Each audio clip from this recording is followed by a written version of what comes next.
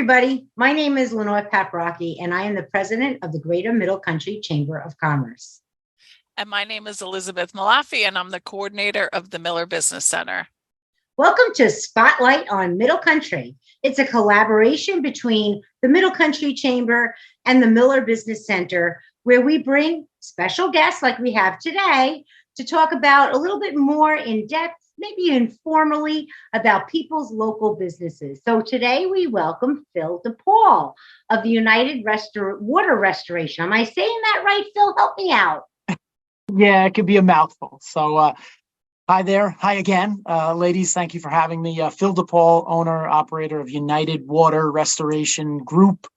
Add another word in there, of Long Island. So yeah, been in the property damage restoration business for almost 4 years now, and proud member of the Chamber of Commerce. And we're so happy to have you also, that's for sure.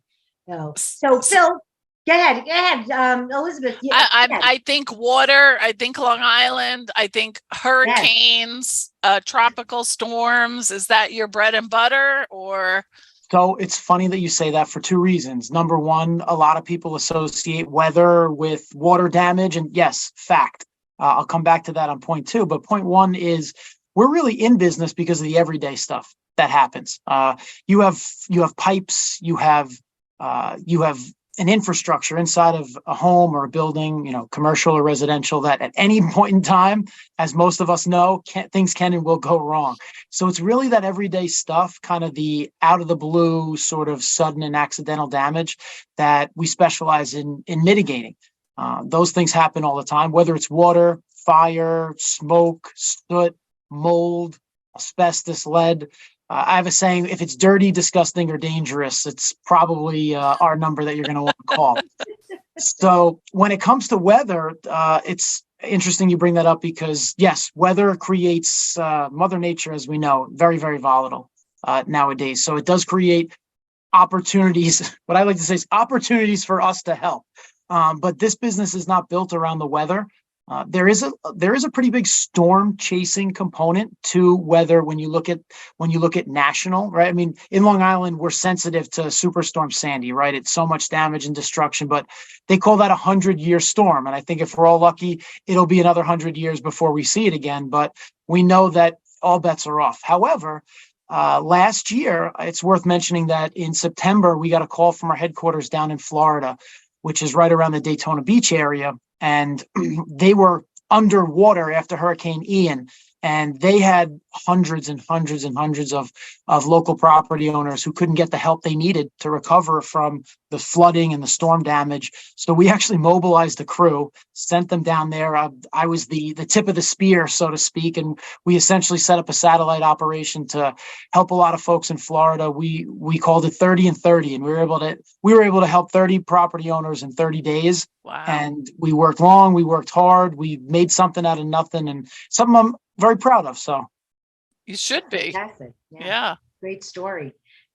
So Phil, let me ask you this, because I'm sure people are wondering that themselves. So you've been in business for, you said 4 years, right? Yep. And so what drew you to this kind of business as a young man, entrepreneur? Why this business? Yeah, so I've always had that entrepreneurial spirit. It's a great question. I was looking at franchises because I got to the point in my career where I like to say I got my MBA working for other people, not by sitting in a classroom, by doing. And I was always building myself up and preparing myself for the day when I had a business of my own and I was able to do it and steer the ship without any restrictions. And I was shopping franchises, and I was wide open to executing really any business model.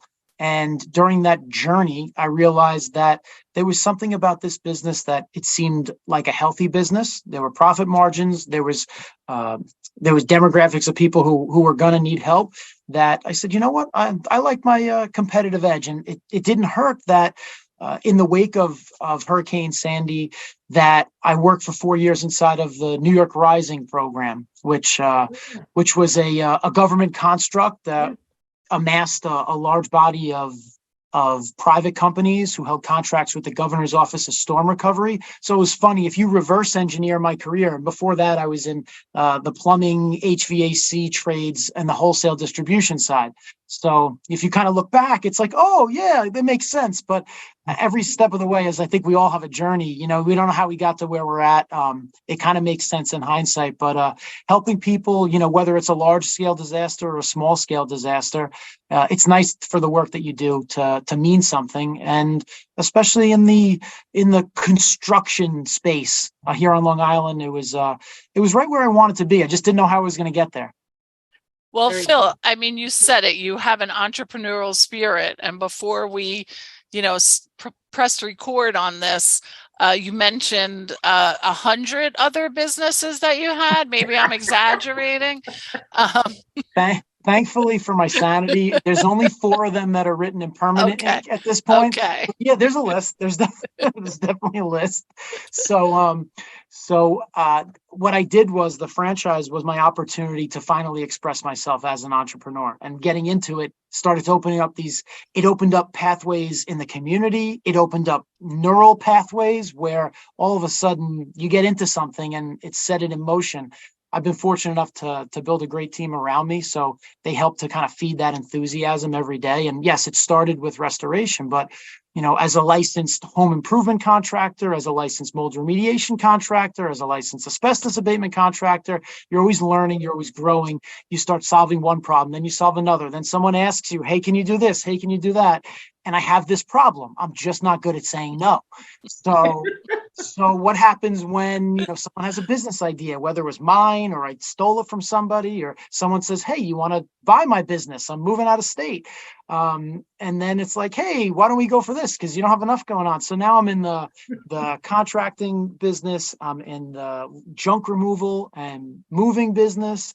And I'm soon to be in the emergency plumbing service business. So with all that said, now I've created this space, for myself and my team to fill an even larger void in the marketplace.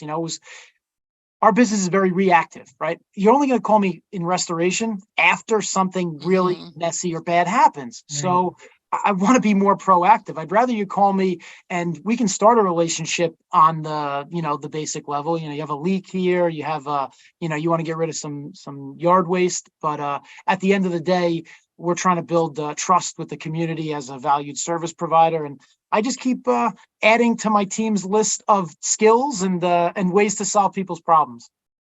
As far as not being able to say no, you're in good company here. Yeah, that's for sure. Isn't that the truth? For sure. I'm working on it, though. You got to learn how. Listen, take it from the old timer here. You got to learn how to say no, because otherwise you're wearing 17 million hats, too many. So, one of the things I do have to mention, though, Phil, is that you were saying, that doing what you're doing is bringing you into the community. For all the right reasons, let's face it, even though they're calling you for all the wrong reasons, maybe with these new endeavors, it'll be for the right reasons. That's good. But let's keep in mind too, and I want to give you a shout out and kudos for the help that you were able to offer us last year for our community fair and music festival. And again, this year, even though we were rained out April 29th, we now have a new date. August 19th, I believe, is the date. And you have committed once again to help us. And I am so appreciative. My whole entire board is appreciative of what you've been able to do. That's really being part of the community, because you don't have to do this. Offering dumpsters and cleanup and all of that. You wouldn't have to do that. So it's very much appreciated. And I think that people in the community should know that, you're a business in the community, but you're all about helping the community too. I think that's such a good point, Lenore, because it's more than just joining the chamber, attending meetings, but showing your commitment to the community. And we appreciate that for sure. I'm interested in your entrepreneurial spirit a lot. I know we're getting close to our time, but I wanted to ask you, what would be like a piece of advice you would give to another young person who is considering, starting their own business, or they're ready to do it for themselves? Like, is there, something that really pushed you, or you keep in mind all the time, that one Yes. tidbit of advice, or, So in my journey, I don't know if I'm a rare breed. I only know how I'm wired. I call it my demon. I've always had this demon, this thing, this internal fire that just kind of propelled me. And I totally get that different people are wired different ways. So what I would say, trying to speak generally, is that I always knew that I wanted to be in business for myself. I didn't know what, I didn't know when, but I was always preparing. So I think knowledge is power. I think that the more diverse of experience that you have with people, with industry, with problems, I mean, adversity taught me a lot. I underwent a lot of adversity before I was 21 years old, just pickles that I mostly got myself into. I don't recommend anybody following my exact footsteps, but don't be afraid. I think there's a fine line between not being afraid to make mistakes and not making irrecoverable mistakes. You have to learn, you have to take some chances. And I think in life, you can take big chances when big opportunities present themselves. Small chances, is how you kind of feel yourself out. Get to know yourself, right? Everyone's risk appetite is different. So if you feel like doing something for yourself, building an enterprise, or even just starting with a team of one, putting it all on your shoulders to start something, it could be a hobby. A lot of my juice came from doing things that I was passionate about, from professional wrestling to sports. So, in the spirit of athletics, it's like most sports, not all, but most sports require a team. Most sports require a group of individuals to come together and to gel. So that was a big thing that meant the world to me, was to build a team of my own. And it fueled me and it inspired me. And I hope that I'm passing some of that inspiration on to those around me. And if anybody who's actually paying attention to what I have to say right now wants to, just push themselves a little bit out of their comfort zone every single day, I think that's the biggest thing, is, take those steps that move you closer to what you want and move you farther away from what you're, holding back from and being afraid of. That's right. I love that. And I love the team aspect, because I think even if you look at a sport where it's one person, Serena Williams is the only person on that tennis court, but she certainly didn't get there on her own. There's a team there. So yeah, I love it. Love it. Thank you. And you could see by your growth, and I think I pretty much know you for the last probably 2 or 3 years already. Phil, the fact of the matter is I see you mature and grow, and you have the leadership skills that are needed. A lot of people I know who want to be a leader are not necessarily a leader. They're what's the word I want? They're not good at leading. They don't, you show it you got to show how you They want to be the boss, but they're not a leader. Right. Thank you, Elizabeth. You're always filling my mouth with the right words. And I so appreciate that. Yes, they want to be the boss. They don't want to be the leader, the inspiration, the guide to people becoming better. And watching you grow and mature, it makes me proud to see that, how far you've come. I mean, just the fact that you're spawning off into other things in 4 years already is amazing. And I know you'll be successful at it for sure. Because it feels like, to me, I look at you and I think anything Phil DePaul touches is going to be a success. So good for you. Kudos to you. Well, thank you. I appreciate the praise. And I think that actions speak way louder than words can, so for me, it's everything is the long game, marathon, not a sprint. So That's the best way to lead people, is to do the work, show up, and hopefully somebody follows. Yeah, exactly. That's what you got to hope for. So Phil, if someone wanted to reach you, can you tell us how they're going to reach out to you to call you for maybe some advice, or for that matter, for your services? Anytime. The best number to call us for our 24/7 hotline, it's going to be at 631-494-4764. And even though that's the central hub right now for my restoration team, we're all on the same team. So you want to find me digitally. I mean, we have a strong online presence for any one of the brands that we offer. So at United, LINY, You'll find us on just about every social platform. You can email me, phil@unitedliny.com. Find me through the chamber.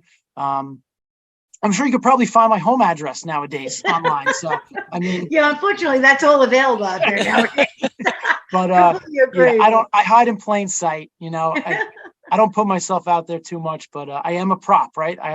Somebody's got to be out here talking about the great things that That's right. all of my representatives are doing. So Absolutely. We're glad it's you. Phil, thank you so much for your Thank you. time. That 15 minutes goes in a flash, doesn't it? Seems like really 15 minutes? Long time. Sometimes it doesn't. But we appreciate your time, Phil. And Elizabeth, always a pleasure Thank you. to co-host with you. Yes. And we're going to have to say goodbye at this point, but we'll see you next time on Spotlight on Middle Country. Bye-bye, everybody. Bye. yeah.